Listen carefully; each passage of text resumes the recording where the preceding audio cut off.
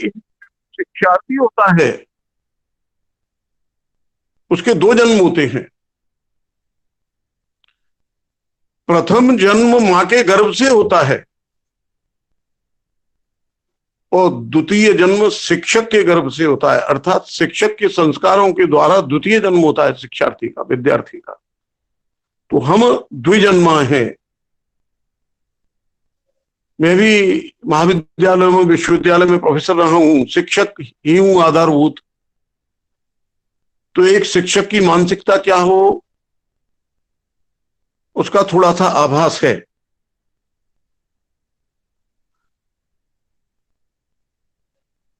हमारे दो प्रकार के पुत्र और पुत्रियां होती हैं। एक तो देहज पुत्र और एक मानस पुत्र और पुत्रियां। हमारे घर पर जो हमारी पुत्र और पुत्रियां हैं, जिनका कि हम पोषण, लालन पालन पोषण करते हैं, उनको शिक्षा भी दिलाते हैं, वो हमारे देहज पुत्र और पुत्रियां हैं। लेकिन जिन अपने पुत्र और पुत्रियों को हम विद्यालय, महाविद्यालय, विश्वविद्यालय में पढ़ाते हैं, वो हमारी मानस पुत्र और पुत्रियां हैं। जिस प्रकार से एक शिक्षक का देहज पुत्र और पुत्रियों के लिए दायित्व होता है, ठीक उसी प्रकार अपने इन मानस पुत्र और पुत्रियों के लिए भी दायित्व होता है। तो उसी दायित्व का निर्वहन हम कोरोना महामारी के कालखंड में भी करेंगे, करना है हमें। उनको अकेले नहीं छोड़ना है। कोरोना से पहले जब हमारा जीवन सामान्य था, तो उस सामान्य जीवन के अंदर हम नित्य प्रति विद्यालय, महाविद्यालय जाते थे, उनको शिक्षा देते थे और फिर अपने घर पर लौट करके आ जाते थे शाम को। लेकिन निश्चित रूप से इस कोरोना कालखंड के अंदर शिक्षक और शिक्षार्थी दोनों की दिनचर्या बदली है। तो इस बदली हुई दिनचर्या, इस बदली हुई परिस्थिति में शिक्षकों का क्या दायित्व है, पहले भाग के अंदर हम सब मिलकर चर्चा करेंगे और उस चर्चा के बाद, उसी चर्चा के आधार पर फिर कुछ निष्कर्ष के बिंदु हम निकाल सकेंगे। तो विषय अपना यह है कि कोरोना कालखंड में हम शिक्षकों की भूमिका क्या हो। शिक्षकों की भूमिका का चिंतन दो भागों के अंदर करना है। एक तो शिक्षार्थियों के लिए भूमिका, और शायद इतना हम जानते हैं कि शिक्षार्थियों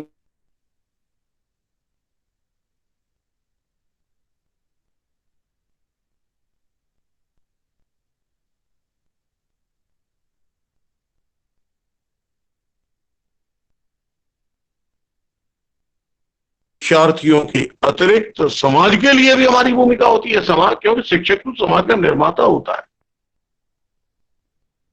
तो दोनों में से किसी भी बिंदु पर शिक्षार्थियों के लिए हमारी भूमिका क्या हो, कोरोना कालखंड में, वर्तमान कालखंड में, जो कोरोना के पश्चात का कालखंड है, क्योंकि कोरोना में हमारी भूमिका क्या थी वो तो बीत गया, उसकी चर्चा नहीं करेंगे।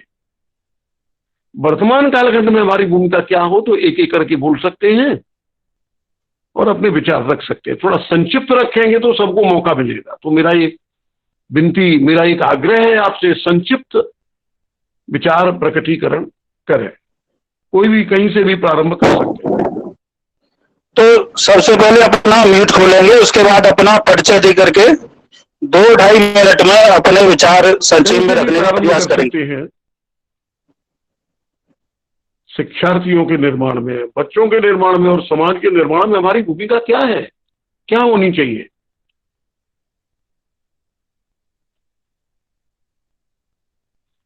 हम तो सब ज्ञानदान देने वाले हैं, पढ़ाने वाले हैं, बोलने का अभ्यास है हमें, तो कहीं से भी बोलना प्रारंभ कर सकते हैं।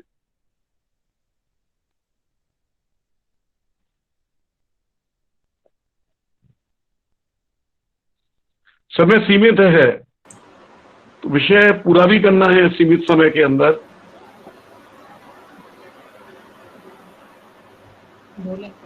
कहीं से भी बोलना प्रारंभ कर सकते हैं।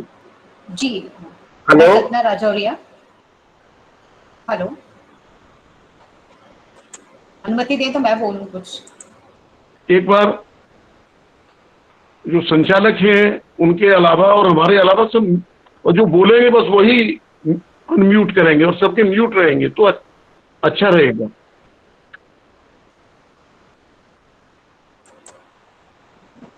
बोलो बहन जी, बोलो। हाँ ठीक है, धन्यवाद भैया।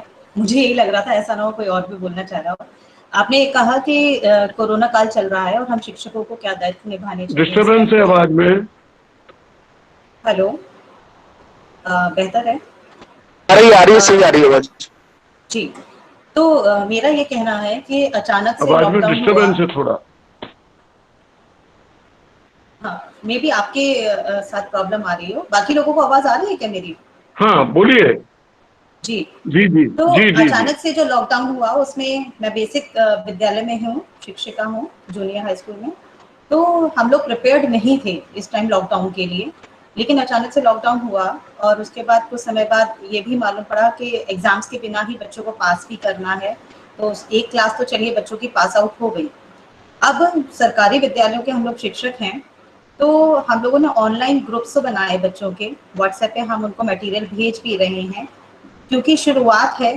तो बच्चों के पास बहुत ज़्यादा संसाधन नहीं है, इसलिए हम लोग उनको किसी भी तरह से जोड़ रहे हैं कि कुछ नहीं तो बच्चों की पर्सनालिटी इंप्रूव हो, वो व्हाट्सएप या ऑनलाइन किस तरह से डेटा का प्रयोग करना चाहिए सही तरीके से वही सीख जाएं। तो हम उसमें भी अपना अचीवमेंट मानते हैं कि वो सही प्रॉपर तरीके से ऐप्स का यूज करना सीख जाएं। अब इसमें थोड़ी सी दिक्कत ये आ रही है कि अगर हमारी जो बुक्स हैं, पुस्तकें हैं, वो निश्चित बात है क्योंकि मार्च में लॉकडाउन हुआ तो प्रिंटिंग का टेंडर वगैरह सब हो चुका होगा। इट मीन्स बुक्स अवेलेबल हो सकती हैं। बच्चों को जो हम कोर्स मटेरियल भेजते हैं पढ़ने के लिए, तो काफी देर तक मोबाइल पर खोल के पढ़ना, इसका मतलब है बहुत सारा डेटा उनको कंज्यूम करना पड़ेगा। वीडियोस बनाएंगे और वो बार बार डाउनलोड करेंगे तो बहुत डेटा जाएगा। निर्धन बालक होते हैं हम लोगों के यहाँ के, तो वो इतना डेटा नहीं स्पेंड कर पाते हैं। और ये भी बात उनकी है जो ऑनलाइन टीचिंग में आ गए हैं, पढ़ पा रहे हैं। तो यदि अभी हमें पुस्तकें उनको जल्दी से जल्दी मिल जाएं तो कम से कम बच्चे कनेक्ट जल्दी होंगे। और जो भी उनको हम घर के लिए होमवर्क दे रहे हैं, सारा होमवर्क ही चल रहा है इस टाइम, तो हम यहाँ से क्लास टीचिंग करके भेज भले ही देते हैं पर पढ़ना उन्हें घर पे ही होता है, तो कुछ सुविधाजनक हो जाएगा। इसके अतिरिक्त समर कैंप के स्टाइल में हमने कुछ बच्चों को जैसे फोटो फ्रेम बनाना सिखाना या पुराने अखबार से कुछ आइटम्स वगैरह बनाते हैं, इस टाइप की चीज़ों से जोड़ा है जिससे वो क्रिएटिव रहें, टीचर से जुड़े रहें, वो कहीं ये फील ना करें कि टीचर से कट ऑफ हो गए, क्योंकि अगर लंबा समय गया तो वो कहीं ना कहीं शिक्षा से भी कट जाएंगे। तो हम उनको कम से कम मुख्य धारा में जोड़े हुए हैं, अपना दायित्व निभा रहे हैं, लेकिन थोड़ी सी सुविधा अगर हमें पुस्तकों के माध्यम से और मिल जाए तो बेहतर होगा। इसके अतिरिक्त आप जब समस्याओं पर चर्चा करेंगे तब मैं कुछ और बताना चाहूंगी, अभी फिलहाल ये हूँ।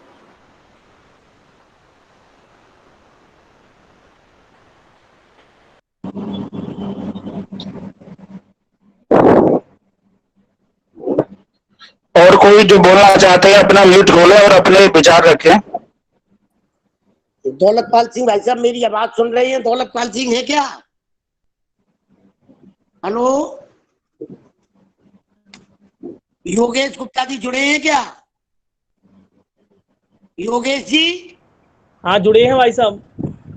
भैया अपना विचार रखें, आप 2 मिनट में अपना विचार रखें। हेलो, हाँ भाई साहब, हमने भी अपना एक सोनी का एक ग्रुप बनाया हुआ है जहाँ पे हम टीचिंग करते हैं। तो ऑनलाइन ग्रुप चल रहा है और वहाँ पे 40 से 50 बच्चे ऑनलाइन टीचिंग में भाग कर रहे हैं।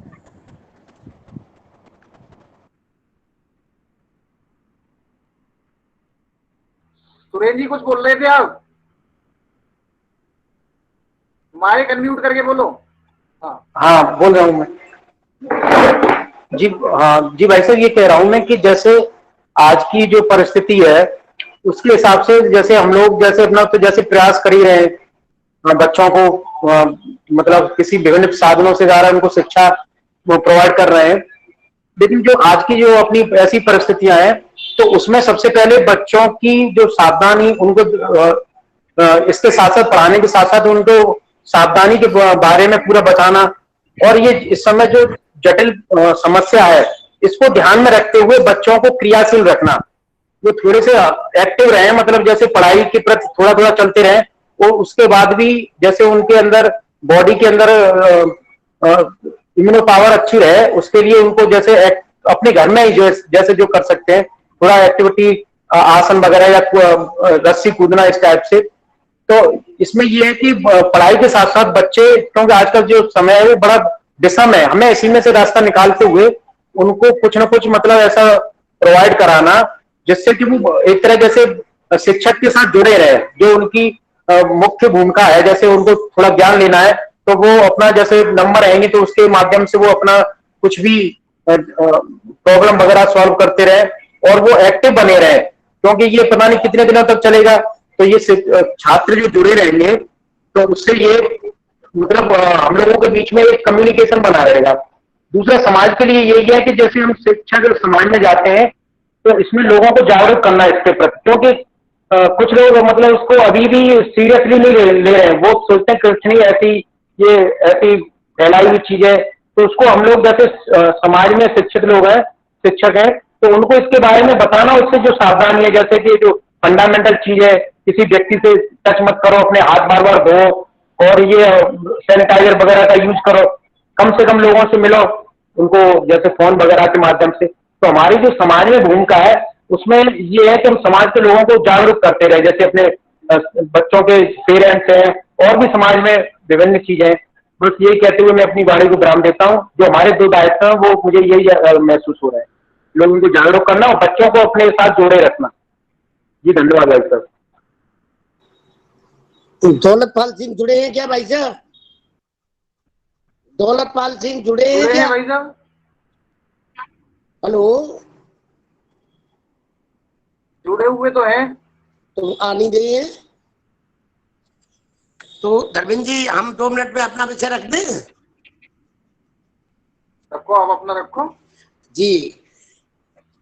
आदरणीय प्रांत कार्यवाही विभाग चालक जी,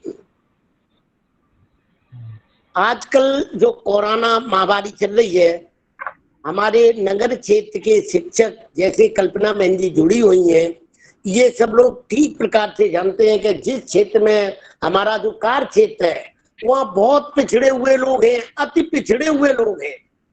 पठन पाठन से पहले, जैसा कि सुरेंद्र भाई साहब ने बताया, कि उनमें जागरूकता की महती आवश्यकता है।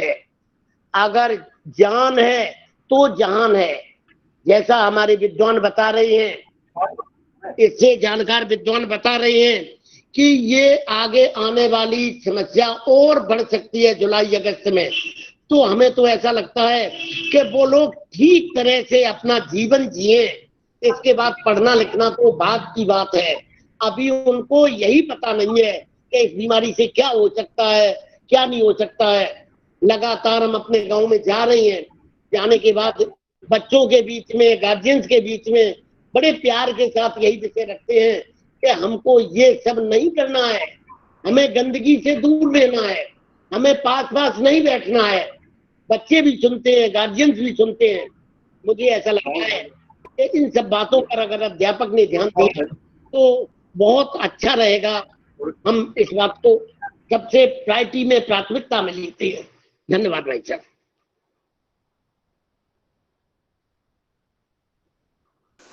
जी, मैं सरिता शर्मा कुछ बोलूं भाई साहब?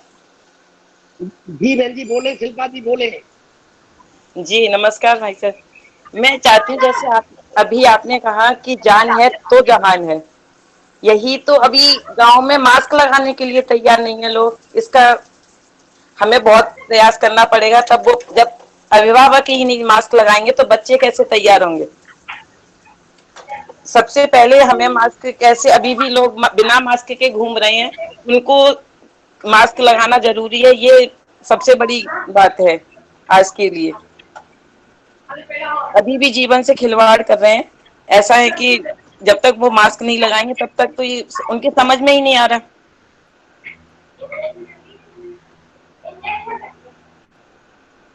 अभी भी मैं अपने विद्यालय गई तो वहाँ लोग तैयार नहीं है मास्क लगाने के लिए। वो कह रहे नहीं कुछ नहीं है, कोरोना वोरोना कुछ नहीं है, ऐसे ही है ये।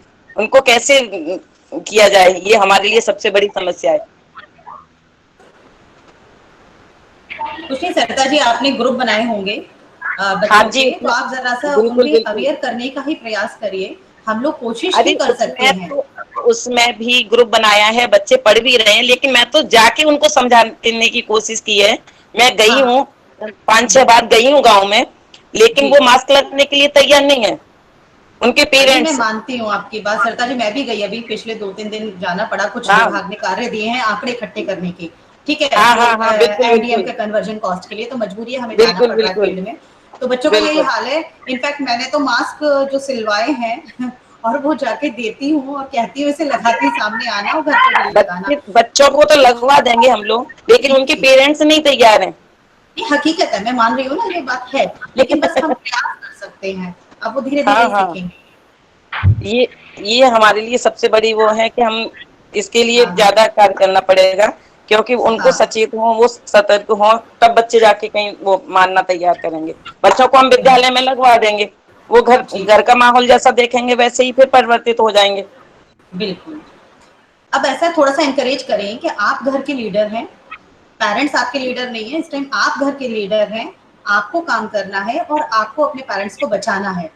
हम एनकरेजमेंट के सिवा कुछ नहीं कर सकते क्योंकि हम बंधे हुए हैं। तो कोशिशें जारी रखें, देखते हैं धीरे धीरे परिवर्तन आएगा। हाँ निधि गुप्ता, डॉक्टर निधि हाँ गुप्ता बिल्कुल। जुड़ी हैं हमारे साथ। Doctor Nidhi, okay okay. Doctor Nidhi. Hello hello. हाँ हाँ राजेश जी बोलिए। हाँ बोलिए राजेश जी। सर मैं ये कहना चाह रहा हूँ कि अभी जो कहावत चल रही है, जान है तो जहान है, अब ये कहावत हमें बदल के ये करनी पड़ेगी, ज्ञान है तो जान है और तब फिर जहान है। अगर हमें ज्ञान ही नहीं होगा। हेलो। हाँ हाँ, बोलिए बोलिए। सर जब ज्ञान ही नहीं है अभी, तो हमें सबसे प्रायिकता हमारी ये है कि हमें इस बीमारी से बचने का ज्ञान होना चाहिए। जब ज्ञान होगा तो बच पाएंगे, तब जान होगी, उसके बाद जहान होगा। तो प्रायोरिटी तो ये है हमारी कि पहले हमें जो है इस बीमारी से बचने का अच्छी तरह से ज्ञान होना चाहिए। ठीक, बहुत सुंदर। ज्ञान है तो जान है, है तो जहान है। बहुत बढ़िया। हाँ। हाँ चौबे जी वैसा कुछ बोल लेते हैं। हेलो, हाँ बोलिए डॉक्टर। मैं doctor A B Chaubey, SRK PG college में मनोविज्ञान विभाग में एसोसिएट प्रोफेसर हूं। मेरा मानना यह है कि हम लोग अभी तक जो चर्चा कर रहे हैं वो शिक्षा की ना करके मेडिकल की चर्चा ज्यादा कर रहे हैं कि हम शारीरिक रूप से कैसे बचें कोरोना से। मुझे लगता है कि विषय जो है वो ये है कि कोरोना से जूझते हुए शिक्षकों की भूमिका क्या हो। तो एक बात अभी जो आई उसमें सबसे बड़ी बात तो मोबाइल नेटवर्क की है, और नेटवर्क की प्रॉब्लम सब जगह है, लेकिन फिर भी हम लोग अपना काम चला ले रहे हैं। जैसे अभी ये मीटिंग हो रही है और ठीक ठाक हो जा रही है, बढ़िया रिस्पांस मिल रहा है। कुछ संसाधनों की भी कमी है, लेकिन मुझे लगता है कि आजकल सभी के पास मोबाइल है, और मैं चूंकि उच्च शिक्षा से जुड़ा हुआ हूं तो हमारे यहाँ के ज्यादातर बच्चे जुड़े हुए हैं। हम लोगों ने भी एक व्हाट्सएप ग्रुप अपना बनाया हुआ है मनोविज्ञान का, और उससे हम सारे बच्चों से उनके फीडबैक भी ले रहे हैं, उनको जानकारी भी दे रहे हैं और परीक्षा को लेकर उनको तैयार भी कर रहे हैं। चूंकि मैं मनोविज्ञान का विद्यार्थी हूं, इस नाते से मैं एक चीज कहना चाह रहा हूं कि कोरोना का भय बहुत व्याप्त हो रहा है। तो इस भय से हम कैसे निकलें? जैसे अभी हमारे एक शिक्षक मित्र ने कहा कि हमें कोरोना का ज्ञान हो और फिर जान और जहान की बात। लेकिन पिछले दिनों हमारे प्रधानमंत्री जी ने एक बात कही कि जान भी और जहान भी, क्योंकि जब तक हम बाहर निकल के इन चीजों को फेस नहीं करेंगे, क्योंकि ज्यादातर शिक्षक अभी घरों में है। हम लोग पिछले लगभग 18 मार्च से घरों से लगभग नहीं ही निकले हैं शिक्षा को लेके। तो नंबर एक बात तो यह है कि हमारा मानसिक स्वास्थ्य और बच्चों का मानसिक स्वास्थ्य हम इस लेवल पे ले आए कि वे कोरोना से डरे नहीं बल्कि बचाव की व्यवस्था करें। जैसा कि कहा गया है कि prevention is better than cure, तो बचाव हो, हम उपचार पे ज्यादा ध्यान केंद्रित कर रहे हैं। और मैं एक दो बातें कहना चाहता हूं कि डर के आगे जीत है, जीत सके तो जीत, रहो भरोसा, रखो भरोसा स्वयं पर, रहो नहीं भयभीत, रहो नहीं भयभीत, सदा वीरता दिखाना, दो पापी को दंड कभी मत निबल सताना। आग्रह है, विनती है, चौबे कबीराए, एक सेकंड बस, 1 मिनट लूंगा भाई साहब, बस आधा मिनट, कि कह चौबे कबीराए कभी ना डर कर भागो, डर के पीछे हार, जीत है डर के आगे। तो कोरोना से हम कितना डरें, इस बात पे भी आज चर्चा होनी चाहिए, क्योंकि अब वक्त आ गया है कि जब हमें कोविड-19 के साथ रहना भी होगा, इसके साथ जीवित भी रहना होगा और बच्चों को पढ़ाना भी होगा, चाहे वो ऑनलाइन शिक्षा हो। लेकिन ऑनलाइन शिक्षा एक निश्चित हद तक हो सकती है, हमें मूल रूप से विद्यालयों में लौटना पड़ेगा। बहुत बहुत धन्यवाद। अनुराग मिश्रा जुड़े हैं। अनुराग मिश्रा, 2 मिनट में अपना विषय रखने के लिए निवेदन कर रहा हूं। अनुराग मिश्रा, 2 मिनट में निवेदन कर रहा हूं, 2 मिनट में अपना विषय रखें। मिश्रा जी मेरी बात सुन पा रहे हैं क्या? अनुराग मिश्रा,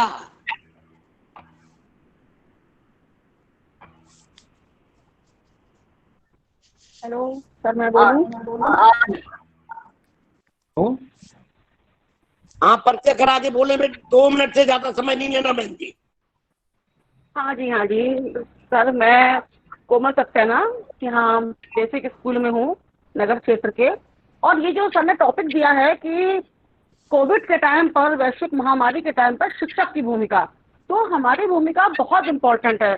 हम अपने गार्जियन को जागरूक कर रहे हैं, हम ऑनलाइन शिक्षा दे रहे हैं, और आजकल तो हम लोग समर कैंप की तरह बच्चों को कुछ भी होममेड चीज बनाना सिखा सकते हैं, मेहंदी लगाना और बहुत तरह के क्राफ्ट्स हैं, वो सब अपने बच्चों को सिखा रहे हैं। और बल्कि हमने क्या करा है अपने ग्रुप में, कुछ जो लोकल जागरूक लोग हैं उनको भी जोड़ लिया है जो वहाँ के हैं, तो उससे वो लोग भी गार्जियंस को बोलते हैं कि देखो ये पढ़ाना है, ये कराना है, क्योंकि गार्जियंस नहीं समझते इस चीज को। बहुत से बच्चे हैं जिनके पास खुद फोन नहीं है, जिनके चाचा ताऊ पर हैं, रिलेशन पे हैं, वो लोग। एक हमने दीक्षा ऐप जो गवर्नमेंट ने कहा है, वो भी हमने गार्जियंस को लोड कराया है। और दीक्षा को हम उन जागरूक लोगों से कहा है कि भाई इनको बच्चों से बोलो पढ़ते हैं, पढ़ें बच्चा, उससे देखें, वीडियो देखें। दीक्षा की वीडियो भी काफी अच्छी है। कुछ हमारे शासन से रोज लिंक आ रही है वीडियो की, मतलब मैथ की आ रही है, साइंस की आ रही है, इंग्लिश के एपिसोड्स आ रहे हैं, कुछ दूरदर्शन पे कार्यक्रम आ रहे हैं। तो हम सब अपनी तरह से तो पूरी कोशिश कर रहे हैं इस वैश्विक महामारी में अपनी भूमिका निभाने की। अब रही बात जागरूकता की, तो वो हम अपने ग्रुप में समय समय पर पोस्टर्स और भी अपने स्लोगन्स हैं और अपने विचार, साथ ही जो और भी आते रहते हैं समाज सभी संगठनों के, और भी वो सब हम पोस्ट डालते रहते हैं और उनको समझाते हैं खुद भी कि भाई आपको इस तरह करना है, आपको इस तरह करना है, देखिए आपके लिए फायदा है, देखिए उस मोहल्ले में निकला है, फिर फैलता जा रहा है रोग, आप लोगों को रहना है, सरकार इसलिए क्वारंटाइन कर रही है। तो इस तरह मुझे लगता है मेरे यहाँ के लोग तो काफी जागरूक हो रहे हैं, और पहले तो मेरे गाँव में भी निकला है, लेकिन काफी फायदा मिला है और हम अपनी भूमिका मुझे लगता है बहुत अच्छी निभा रहे हैं। धन्यवाद। बहुत सुंदर। निधि जी बोलिए। निधि जी आप कुछ कह रही थी?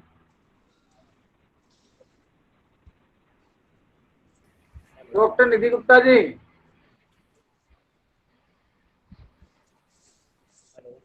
हेलो, अतर सिंह शिक्षक। हेलो, हाँ, मैं बोलना चाह रहा हूँ अतर सिंह शिक्षक बेसिक पर्सन। हाँ बोले सर। बोलिए बोलिए। 2 मिनट में विषय रखना भाई साहब, परिचय करा के 2 मिनट। अतर सिंह, नगर बौद्धिक प्रमुख, मधुकर नगर, जोयाबाद। सर ये ऑनलाइन शिक्षा के संबंध में बताना चाहूंगा, आधे से ज्यादा फोन तो वैसे ही धराशायी हो गए जब से डाटा की कीमतें बढ़ी हैं। पहले बिल्कुल फ्री चलते थे, इनकमिंग फ्री थी, लेकिन आज की डेट में पहले उनने 35 रुपए पर मंथ के हिसाब से चार्ज बढ़ाया, उसके बाद 49 किया, आज 100 रुपये और 150 रुपये है। तो गांव में या बेसिक विद्यालय चल रहे हैं वहाँ की ये स्थिति है 50% फोन तो जब से इनकमिंग कॉल पे चार्जिंग शुरू हुई है तब से धराशायी हो गए, उनका यूज ही नहीं रहा है। लोग बहुत परेशान है उसकी वजह से। और जो ये एंड्रॉयड फोन है तो 2-4% लोग जो शहर के टच में हैं और नए लड़के हैं, मतलब 25-30 साल के, वो खुद इतने फोन के शौक में है कि वो अपने बच्चों को 1 घंटे के लिए देना तो बहुत दूर बात है, रोज से देना ही नहीं चाहते। हमने भी ग्रुप बनाए, जोड़े, वहाँ गए, कई बार पता किया तो बच्चे कहते हैं कि मम्मी पापा देते ही नहीं है फोन को, पापा बाहर चले जाते हैं। ये है तो ये बहुत बड़ी विडम्बना है कि ऑनलाइन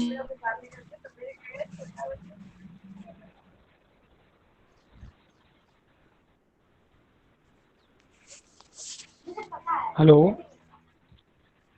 हेलो, मैं हाँ। प्रमोद श्रीवास्तव क्या बोल सकता हूँ क्या? हेलो। हेलो, हाँ मैं प्रमोद श्रीवास्तव। हाँ बोलिए बोलिए भाई साहब।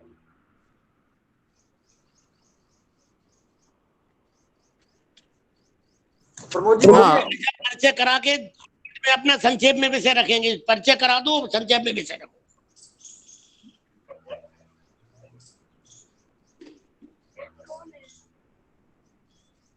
हेलो। ये बोलो प्रमोद जी। हाँ अमर सिंह जी। जी भाई साहब। देखिए आवाज आ रही है क्या? हेलो, मैं प्रमोद जी श्रीवास्तव भाई बोल साहब। रहा हूँ। जी मेरी आवाज पहुंच रही है आप तक? जी आ रही है भाई। बोलिए। अच्छा अच्छा। तो मैं हमारा जूनियर स्कूल है आशफाबाद में, मैं उसका प्रधानाध्यापक हूँ।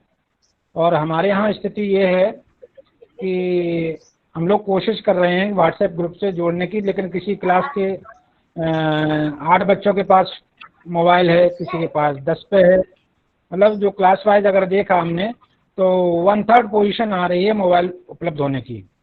फिर भी हमने उनको जोड़ने का प्रयास किया है और उनको हम ये चाहते हैं कि उनको जो ओरल शिक्षा दे सकें, एक नेगेटिव पढ़ाने की जो टेक्निक है उसको ईजाद करना होगा। जैसे उदाहरण के तौर पर हमने कोई कहानी सुना दी उनको, उस कहानी में हमने उनको प्रश्न लिख के भेज दिए व्हाट्सएप पे कि अब आप इन प्रश्नों के आप उत्तर लिखिए, ठीक है ना। उन प्रश्नों के उत्तर वो उस कहानी को सुना है उसमें से वो लिख करके दे। माना कि हमने एक पौधे के बारे में समझा दिया कि देखो इसमें जड़ होती है, इसमें तना होता है, पत्ती होती है, फूल होता है, फल होता है, समझा दिया। और उनके क्या क्या काम होते हैं बच्चों को हमने प्रश्न बना के दिया कि जड़ का क्या काम होता है, पौधे के कितने भाग होते हैं, फल का क्या काम होता है, फूल का क्या काम होता है। तो मैं समझता हूँ इसे नेगेटिव जो पढ़ाई का तरीका है वो बच्चा खुद उस चीज़ को लिखे तो क्रिएटिविटी आती रहेगी और थोड़ा बहुत उनको ज्ञान पहुंचता रहेगा। तो मैं समझता हूँ कि वो हमसे जुड़े रहेंगे, कुछ ना कुछ सीखते रहेंगे। ज़्यादा तो नहीं किया जा सकता, ये ऑनलाइन छोटे बच्चों के लिए पर्याप्त नहीं है, किंतु अब हमारी परिस्थिति है। बहुत सुंदर बोला आपने। ऑनलाइन एजुकेशन के अंदर बच्चों को क्रिएटिव कैसे बनाया जाए, बहुत सुंदर बिंदु है ये। और कोई हमारे विद्वान साथी बोले, अपना विचार रखें। बस एक 5 मिनट का समय और है। हेलो, केवल 5 मिनट का हेलो हेलो। जी बोल रहे भाई। बोलिए बोलिए, आपकी आवाज आ रही है। अनंत प्रकाश मिश्रा हम बोल रहे हैं जी। जी जी। हेलो। हाँ विद्यालय बता दो ना अपना विद्यालय और बता दो। बोलिए बोलिए। होली किड्स एकेडमी आशफाबाद पर मेरा विद्यालय है, मैं उसका प्रिंसिपल हूँ। तो ऐसा है सर, हमारे यहाँ जो बच्चे हैं इनको हमने व्हाट्सएप पे जोड़ा, लोगों के पास मोबाइल नहीं है, किसी के पास इनकमिंग सुविधा नहीं है लॉकडाउन के पीरियड में। अब वो कैसे उससे जुड़ पाए, लिहाजा सभी बच्चे उससे नहीं जुड़ पाए। मैंने प्रयास किया जोड़ने का, और अभी सर राजीव शर्मा जी ने कहा ज्ञान है तो सब कुछ है। ज्ञान कहाँ से होगा? पुस्तक से। पुस्तकें बच्चों के पास है नहीं। कोविड-19 के तहत बच्चों पे मौज की बात करते हैं बच्चे, जो है भेलपूरी है, या पानी पूरी है वहां पे जाके खड़े हो जाते हैं, क्रिकेट खेलने जाते हैं, कितने बचाव कर रहे हैं। जब तक स्कूल में नहीं आएंगे तब तक शिक्षा अधूरी है सर। आवाज तो कम कर ले। बिना उसके सब अधूरा है। बच्चों के लिए जुड़ने के लिए मोबाइल, एंड्रॉइड फोन तो सबके पास उपलब्ध नहीं है तो उनके पास इनकमिंग कॉल नहीं है। श्रीवास्तव जी ने बताया है कि क्लास में हमारे यहाँ भी मुश्किल से 10% लोग, 20% लोग जुड़ पा रहे हैं, जुड़ ही नहीं पा रहे। कहाँ से जुड़ पाएंगे? रही बात उसकी, बचाव ही स्कूल में आएंगे, बचाव होगा, बताया जाएगा। अभी तो वो क्या है, ले लिया बल्ला, कंधा पे रखा, फील्ड में पहुंचे, खेलने पहुंच रहे हैं। इसीलिए सभी जो है ऑनलाइन पढ़ाई विधिवत रूप से नहीं हो सकती, बिना बुक से भी नहीं पढ़ाया जा सकता। सर मेरा एक सुझाव है,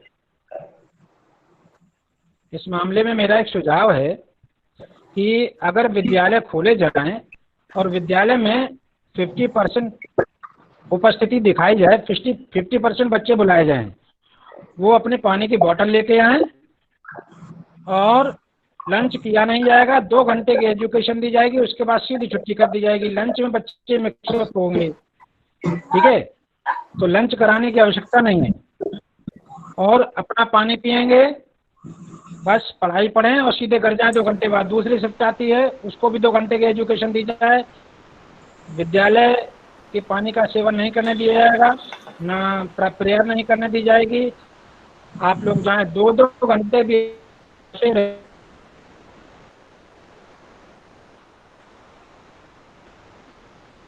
लो भाई, जब शिवेंद्र भाई साहब, शिवेंद्र प्रताप सिंह जुड़े हैं क्या? शिवेंद्र प्रताप सिंह मेरी आवाज सुन रहे हैं? हाँ सुन रहा हूँ, बोल रहे हैं। सुन रहा हूँ आपकी आवाज। हेलो हेलो, आवाज आ रही है मेरी? बोलिए शिवेंद्र जी, आवाज आ रही है क्लियर आपकी। अच्छा। ना कोरोना काल में अपने शिक्षकों की भूमिका, हम लोग जितना भी, क्योंकि हम लोगों के यहाँ जितने भी बच्चे आते हैं वो सब इतने अति पिछड़े समाज से हैं, पिछड़े वर्ग से हैं कि पहली बात तो कम से कम 80% बच्चों के पास मोबाइल, एंड्रॉइड फोन ही नहीं है। तो सबको जो है ऑनलाइन शिक्षा देना भी जो है संभव नहीं है। जिनके पास है भी, या तो कुछ के रिचार्ज नहीं हो पाते हैं। तो ऐसी स्थिति में हम लोग केवल बच्चों के पास तक जितना हमें लिटरेचर मिल रहा है, चाहे वो दीक्षा ऐप के माध्यम से या लिंक के माध्यम से, वो बच्चों के पास पहुंचाने का प्रयास तो करते हैं, लेकिन उनसे फीडबैक नहीं ले पा रहे हैं। क्योंकि फीडबैक लेते हैं तो बच्चे कह देते हैं सर हमारे यहाँ डाटा खत्म हो गया था, इसलिए हम आपको फीडबैक नहीं दे पाए। तो ये बहुत सारी समस्याएं हैं। तो इसमें जो है बच्चे को ज्यादा हम शिक्षा नहीं दे सकते, केवल बच्चे को समझा सकते हैं, उसको काम करने के लिए प्रेरित कर सकते हैं, लेकिन फीडबैक की अगर उम्मीद रखते हैं तो वो हम लोगों की जो है धूमिल होती है इसमें।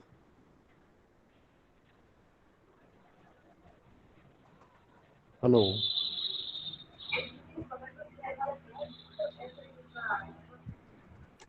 ठीक है, धन्यवाद जी भाई साहब। हाँ, और कोई बच्चों अगर 2 मिनट में विषय रखना चाहे तो 2 मिनट के एक व्यक्ति के लिए और समय बचाया केवल। हाँ भाई साहब, मैं रखना चाहूंगा अपना विषय। दौलतपाल सर हैं। मैं रखना चाह रहा हूँ अपना विषय। हेलो, ठीक है धर्मेंद्र जी। हाँ, मैं रख रहा हूँ अपना विषय। जैसा सब लोगों का सुनने में आया कि ऑनलाइन क्लासेस में दिक्कत आ रही है। मैं भी विद्या मंदिर में पढ़ाता हूँ और विद्या मंदिर में और लगभग 80% छात्र जो है ऑनलाइन क्लासेस से जुड़े हुए हैं। हम लोगों को उनकी फीडबैक भी मिल रही है। हम जो नोट्स बना के भेजते हैं उन नोट्स को वो अपनी कॉपी पर लिखने के बाद उसका फोटो खींचकर हमको भेजते हैं। इसके साथ ही हम लोगों ने गूगल मीट पर ऑनलाइन क्लासेस भी चलाई हैं। अब उसमें समस्या डाटा की आती है, तो डाटा की समस्या के लिए हम लोगों ने किया कि एक दिन में एक कक्षा की केवल 2 क्लास चलाई, केवल अलग अलग टाइम पे चलाई। समस्या ये भी थी कि गार्जियन के पास मोबाइल है, बच्चे 2 पढ़ते हैं उसके अलग अलग क्लास में, तो एक समय पर कोई 2 क्लास नहीं चली हमारी। एक समय पर 1 क्लास और 1 क्लास के केवल 2 पीरियड एक दिन में। तो इस तरह से हमारी ऑनलाइन क्लासेस भी सक्सेस रही, और उसमें भी लगभग जो हमारे ग्रुपों में जुड़े हुए थे उसका लगभग 80 से 90% बालक हमारे उसमें ग्रुप में जुड़े, और उसकी तादाद हमारी पढ़ाई भी हुई। बच्चों की प्रॉब्लम थी, बच्चों ने की प्रॉब्लम रखी, उन प्रॉब्लम को गूगल मीट के माध्यम से उनका फीडबैक भी मिल रहा है, इसमें कोई बहुत ज्यादा समस्या नहीं आ रही है, लेकिन हमें प्रयास करने की आवश्यकता है इसमें।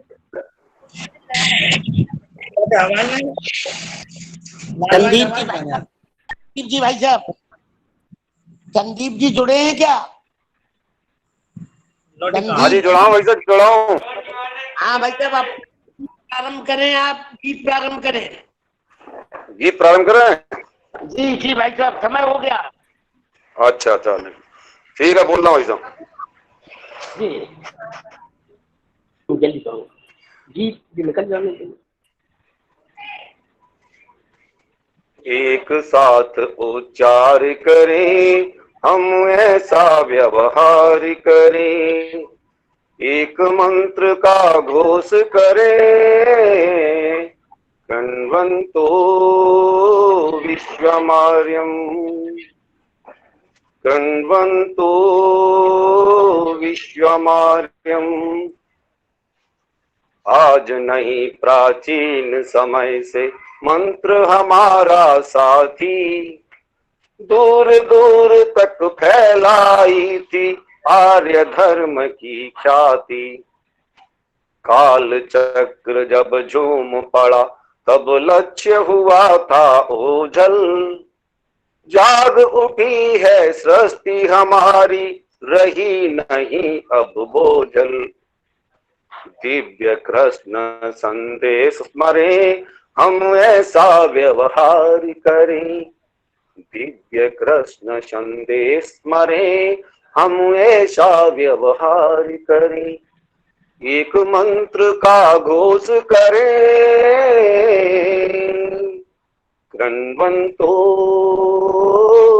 विश्वमार्यम्, कण्वन्तो विश्वमार्यम्। वेद और उपनिषद सिखाते क्या कर्तव्य हमारा, राम कथा गीता सिखलाती जो गंतव्य हमारा। मिले विश्व में दूर दूर तक संस्कृति के बिखरे अवशेष, करते प्रेरित करो पुनः तुम विखरित जागृति के संदेश। गुंजन से आकाश भरे, हम ऐसा व्यवहार करें, गुंजन से आकाश भरे, हम ऐसा व्यवहार करें, एक मंत्र का घोष करें,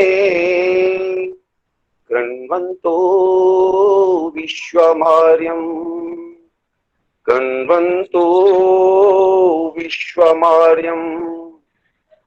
अखिल विश्व में एक बार फिर उन्नत ध्वज भगवा डोले, अखिल विश्व में एक बार फिर आर्य धर्म की जय बोले।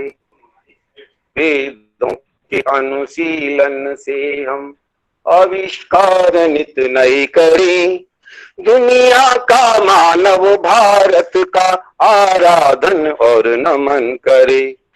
जग अपना उद्धार करे, हम ऐसा व्यवहार करें, जग अपना उद्धार करे, हम ऐसा व्यवहार करें, एक मंत्र का घोष करें, कण्वन्तो विश्वमार्यम्, कण्वन्तो विश्वमार्यम्। एक साथ उच्चार करें, हम ऐसा व्यवहार करें, एक साथ उच्चार करें, हम ऐसा व्यवहार करें, एक मंत्र का घोष करें, कृण्वन्तो विश्वमार्यम्, कृण्वन्तो विश्वमार्यम्, कृण्वन्तो विश्वमार्यम्। माननीय डाक्टर साहब से निवेदन आप करेंगे। सभी को सादर प्रणाम, नमस्कार।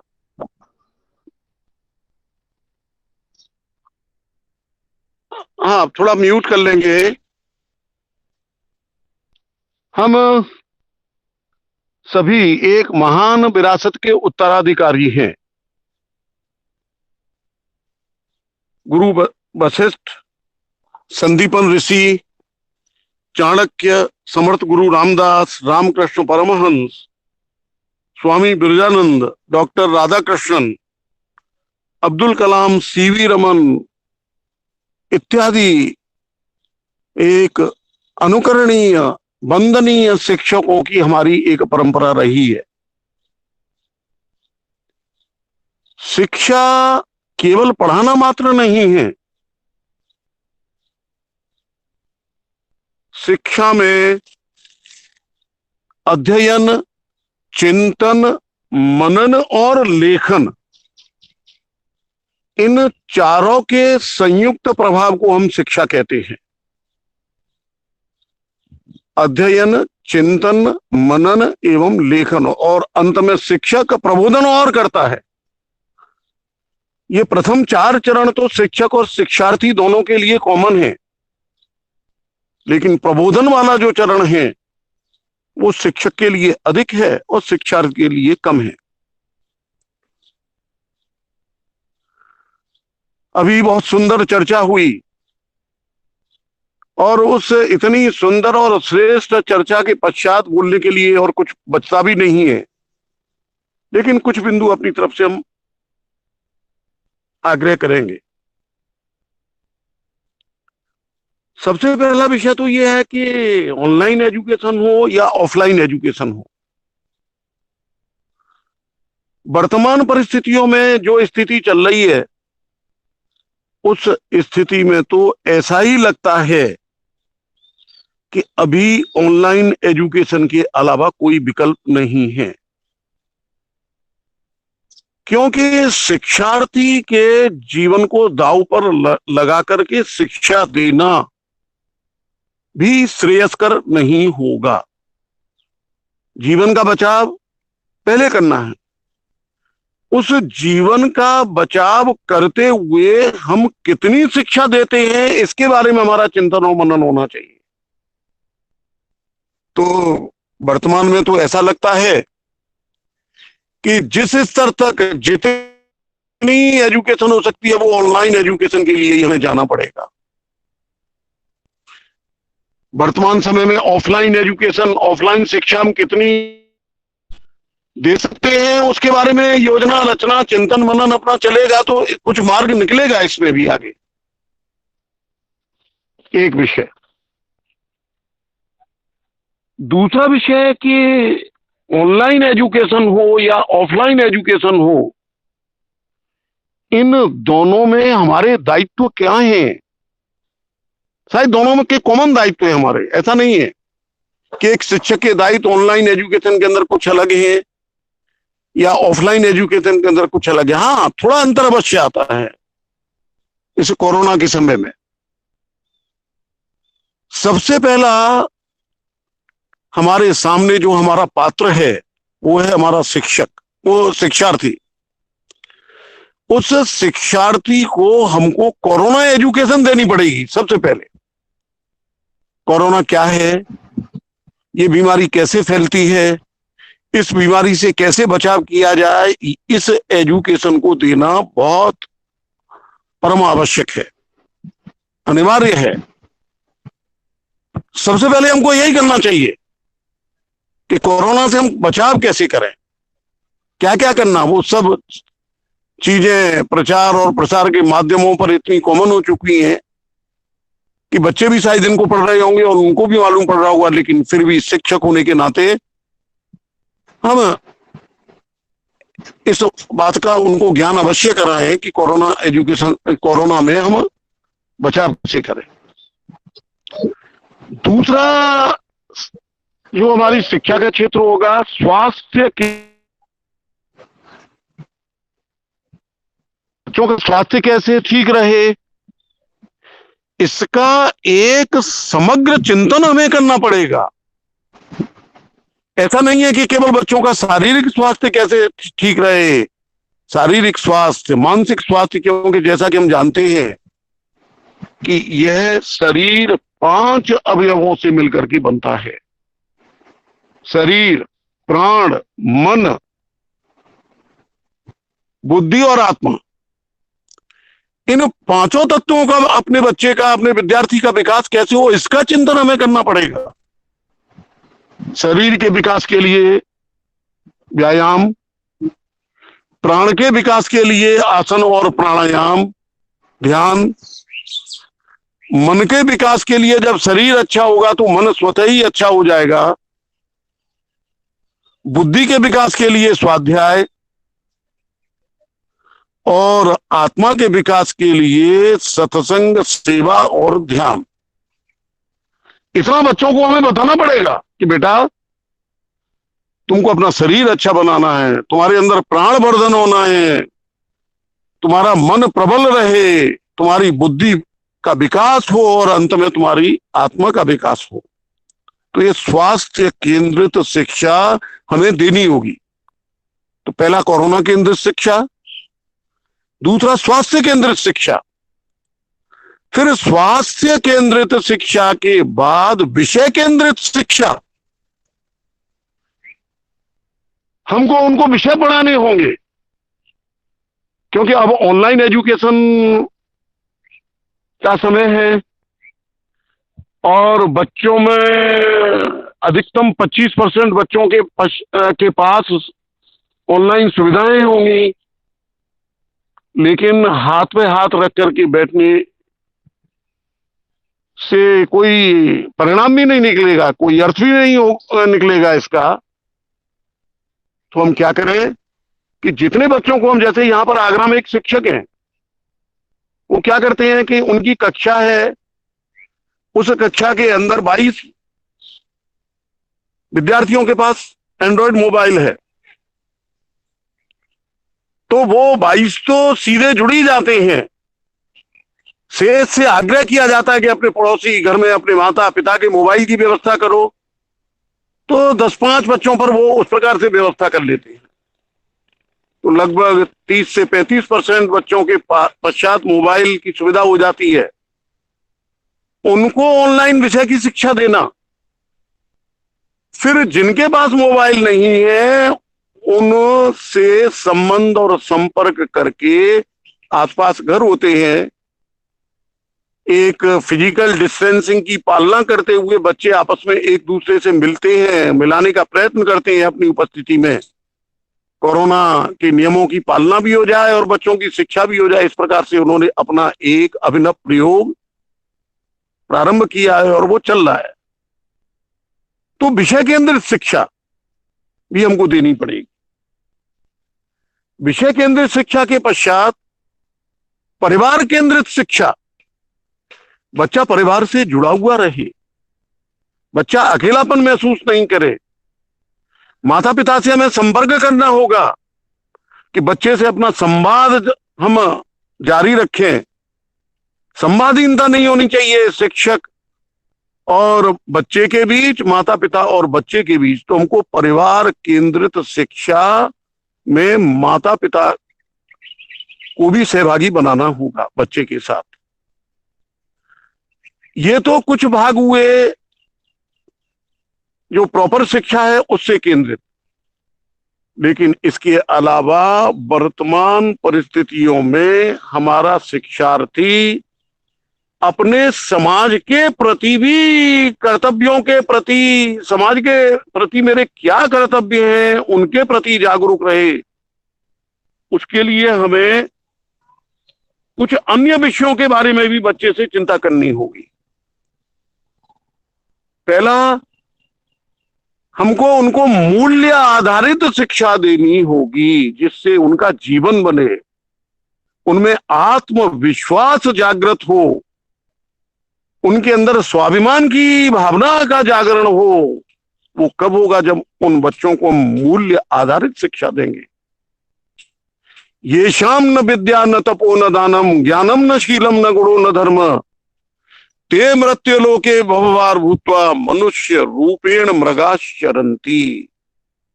अगर मूल्य आधारित शिक्षा नहीं दी तो हमारे बच्चे भी ऐसे हो जाएंगे जैसे वन में घास चरता हुआ मृग। मूल्य आधारित शिक्षा देना बहुत जरूरी है। मूल्य आधारित शिक्षा अर्थात मातृवत परदारेषु, जो मातृ शक्ति है, आयु में मेरे से छोटी है वो मेरी बहन है, और आयु में जो मेरे से बड़ी है वो मेरी मां है। परद्रव्येषु लोष्ठवत, पराया धन मिट्टी के समान है। आत्मवत सर्वभूतेषु, जो मेरे अंदर आत्मा है वही आत्मा पशु पक्षियों जानवरों के अंदर, इवन दो वृक्षों के अंदर भी है। तो इस प्रकार से मूल्य आधारित शिक्षा भी बच्चे को हमको देनी होगी। उससे लाभ क्या मिलेगा कि बच्चे का स्वाभिमान जागृत होगा, हमारा बच्चा डिप्रेशन में नहीं जाएगा, हमारा बच्चा एक मन उसका प्रबल और प्रचंड रहेगा, तो निश्चित रूप से वो सब प्रकार की शिक्षाएं ले सकेगा। समग्र विकास की चिंता का शिक्षा का चिंतन हमने अभी किया ही। एक तो होता है केवल शारीरिक विकास, एक होता है समग्र विकास। समग्र विकास अर्थात शरीर, प्राण, मन, बुद्धि और आत्मा, इन पांचों का समन्वित विकास होगा तो बच्चे का व्यक्तित्व निखरेगा, बनेगा और बढ़ेगा।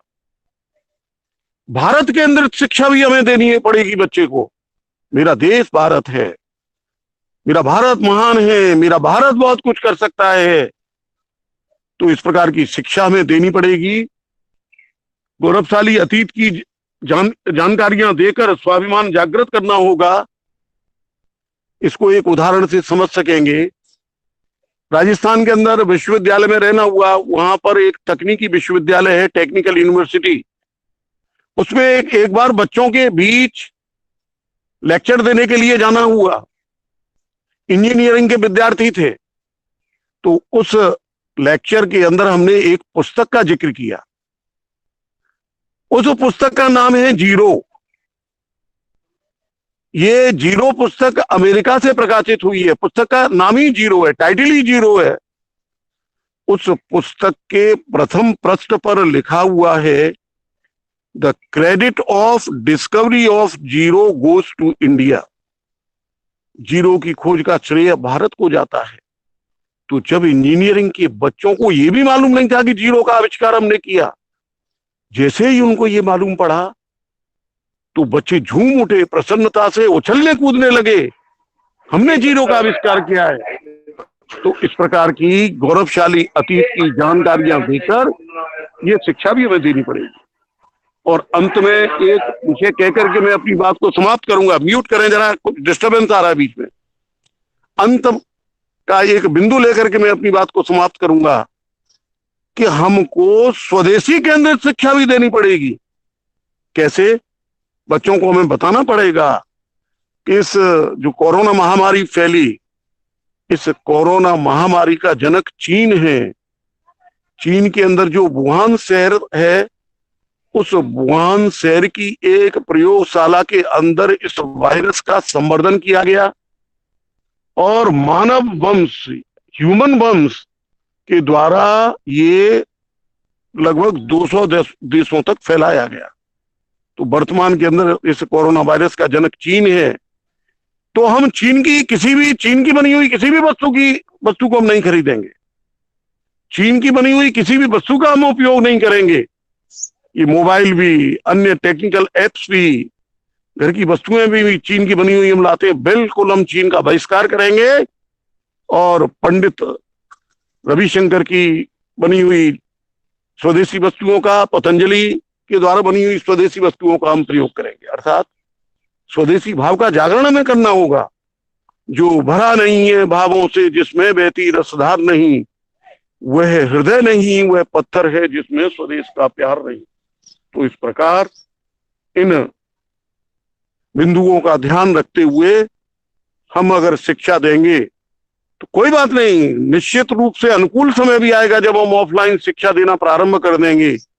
लेकिन अभी थोड़ा सा ध्यान रख करके अपने बच्चे कोरोना ग्रसित नहीं हो जाए, उनकी सुरक्षा करते हुए हम शिक्षा देंगे। स्वास्थ्य पहले और शिक्षा बाद में।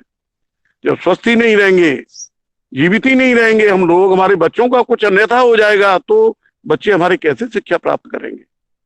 तो कोरोना की जागरूकता, स्वास्थ्य की जागरूकता, विषय की शिक्षा, भारत केंद्रित शिक्षा, जीवन मूल्यों से युक्त शिक्षा और स्वदेशी केंद्रित शिक्षा और एक समन्वय विकास हो, इस शिक्षा को देकर के निश्चित रूप से हम इस कोरोना युग के अंदर हम अपने दायित्व को पूरा कर सकेंगे।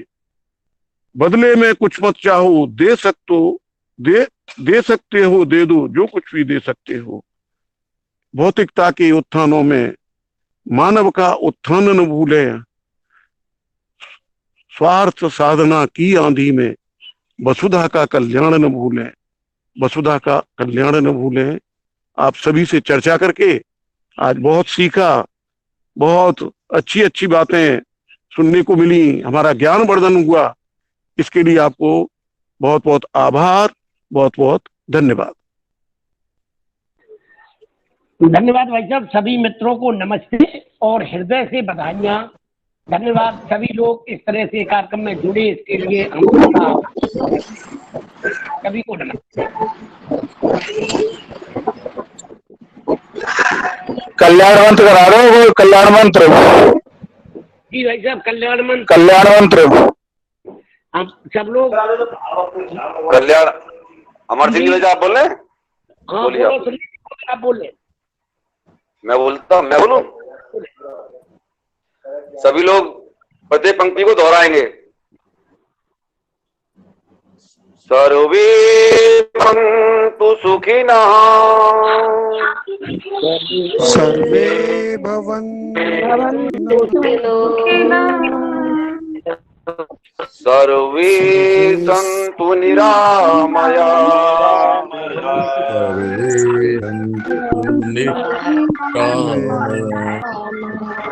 सर्वे भद्राणि पश्यन्तु,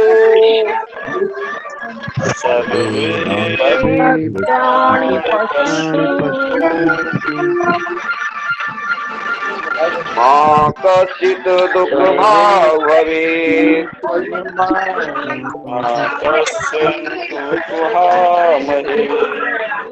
ओम शांति शांति शांति।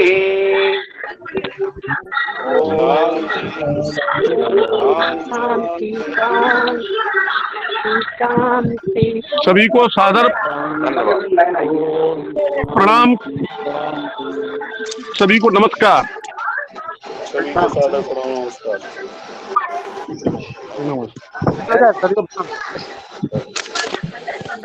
नमस्कार।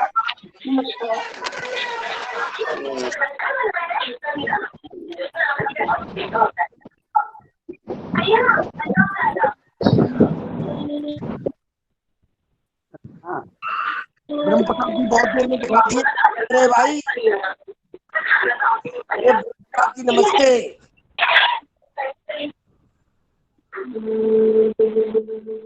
ब्रह्म प्रकाश भाई साहब नमस्ते। नमस्ते भाई साहब, बहुत देर सुन रहे हैं आपकी हम। अच्छा सुन रहे हो? डॉक्टर निधि गुप्ता नमस्ते। और ठीक हो? नमस्ते हाँ, मैं डॉक्टर निधि गुप्ता। जी बहन जी, निधि बहन जी। जी जी नमस्कार सभी को सर, नमस्कार। अच्छा, नमस्ते बहन जी, नमस्ते। हाँ हाँ, मैं सुन रही थी बहुत देर से, मुझे लगा मेरा समय आएगा, लेकिन तब तक बीच में भी बहुत सारे पार्टिसिपेंट्स ने प्रेजेंट किया अपना वक्तव्य। बुलाया, 2-3 बार बुलाया, अब आवाज नहीं मेरी जा पा रही थी, क्या था? मैंने तो आपको दूसरे नंबर पे ही बुलाया था। हमने ये दीदी बहन जी बैठी है, अपना विषय रखे। हाँ हाँ तो सर क्या मैं रख सकती हूँ अभी अपनी बात को? जी अब तो कट गए, 7 लोग 8 लोग रह गए, रख लो, कोई दिक्कत थोड़ी है। वैसे अच्छा। अब क्या अच्छा हाँ हाँ नहीं कोई बात नहीं, वो अपना गीत भी हो गया, समापन हो गया एक तरह से, तो कोई बात नहीं, हम आपस में डिस्कशन कर सकते हैं इस चीज का। हाँ बिल्कुल कर सकती हो। हेलो जी जी हेलो। हाँ बोले बहन जी। मुझे लगता है नेट में भी प्रॉब्लम चल रही है, आवाज क्लियर नहीं आ रही किसी की भी मुझे। अब हेलो हेलो निधि बहन जी। हाँ मेरा मानना ये था कि हमारे अंदर जो भी स्किल्स हैं, जो भी कौशल हैं, शिक्षा के माध्यम से हमने जितना भी अभी तक जो भी अर्जन किया है ना, आज समय है कि हम उन्हीं विभिन्न लेखक हैं, विभिन्न जो भी हमारे देश में जितने भी सक्रिय योगदान जिन लोगों का भी रहा है, उन लोगों को हम पुनः पढ़ें और खुद बच्चों को भी पढ़ाएं, उनके योगदानों की विषय में चर्चाएं करें, व्याख्यान दें, एक एक स्टोरी सुनाएं उनकी। तो ये चीज हम अपने घर से ही शुरुआत करें, जिससे कि वो बच्चे फिर पुनः अपने जिस माहौल में दोबारा लौट के जाएं तो एक एक स्टोरी उनके साथ शेयर करें।